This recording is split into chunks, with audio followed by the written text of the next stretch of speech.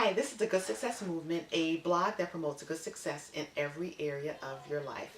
I'm Dr. Celeste Owens, and I'm an author and a motivational speaker. So I just wanted to come to you to share a life lesson that I learned just recently. But before I do that, I wanted to make a couple of announcements.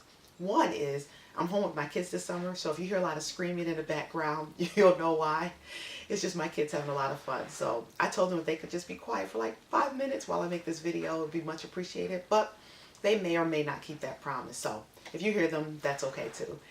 One, I want to announce a couple of things. One is I'm so excited to actually have my first book being published this month. It's called The 40-Day Surrender Fast. And I'll come back in another video to promote that. But I'm so excited about this book. It is a book that will change your life. And again, it's a devotional and it's called The 40-Day Surrender Fast. And I'm printing it under my own imprint, Good Success Publishing. So obviously I'm self-publishing this book. So again, I'll come back to you with more information about it. Secondly, in the middle of self-publishing that book, I get picked up by a literary agent out of New York, the Seymour Agency. So I'm so excited about having a literary agent. Yay! I've been trying to get an agent for like a year. And the book that she's going to sell for me is Destined to Succeed. Destined to Succeed. It's a book that lays out the 7 steps that every person takes to fulfill their destiny. I'm so excited about this book. And not only does it tell you the 7 steps that you must take to fulfill your destiny, it also, to me, is just therapy in a book. It just promotes you being well emotionally and psychologically and everywhere in your life. Just really a holistic approach to being well. So I'm excited about the book. That will be so very soon. I'm hoping that it'll be picked up by the end of the year by a publisher. So please pray for me. Also, I want to promote an event that I'm going to be a part of in September. It's actually September 16th through the 17th. And it is being sponsored by A Million Queens. And it's just such a great event. The promoters of the event are promoting a natural lifestyle. And for me, I embrace that completely. I have decided to wear my hair natural, which I've been doing for several years now, at least 3-4 years now. But also since last April, I've become a vegetarian. And I love being a vegetarian because it, one, just allows me to treat my body the way I need to treat it. I eat grains, I eat vegetables and fruit, and I just feel a lot better. I rest better. I lost weight. I lost 20 pounds since last April, everybody. So, hey.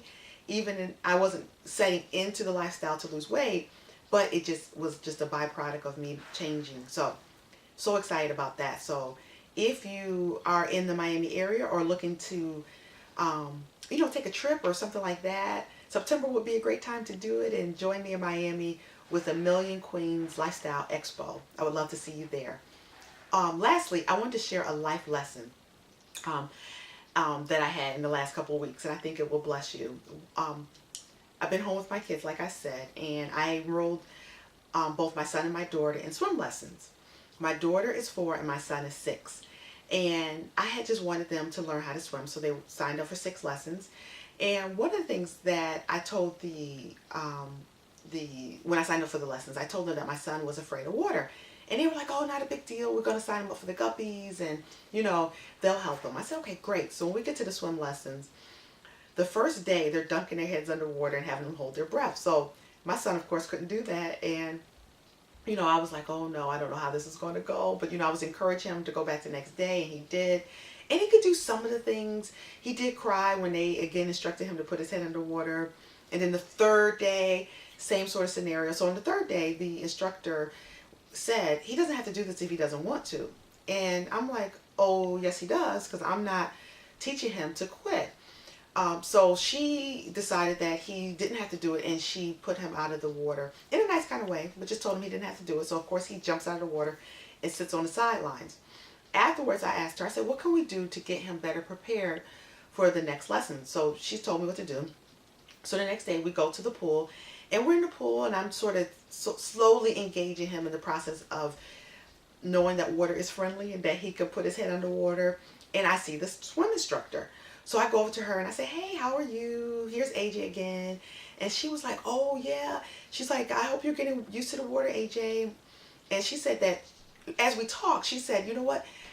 I don't want him to continue the lessons if he's not comfortable with the water.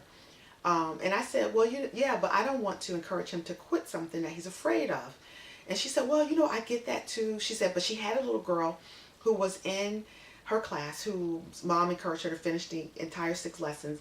And she just saw how the little girl's self-esteem had gone down over the 6 lessons, how she just looked so sad about not being able to do what the other kids were doing. And you know what? She got me to thinking. I thought, you know what? Wow, I hadn't really thought about it that way. And one of the things that I realized is that I was pushing him to do something that he couldn't necessarily do. And and I was thinking I didn't want him to quit the class. But really, what I didn't want him to quit is water. So in having that little aha moment, I said to AJ, I said, you know what, AJ? I'm going to allow you to discontinue this class, but I won't allow you to quit water. And you know what? His little face just brightened up. He said, I won't quit water. We're going to keep working on it. And I realized I was fighting a battle that I didn't need to fight. And one of the things that it also triggered for me is that when I was in college, I tried out for the basketball team. In high school, I played basketball. I was pretty decent, but I was not good enough for a college team. And instead of me just realizing, you know what? You can keep playing basketball. You just can't play for the team.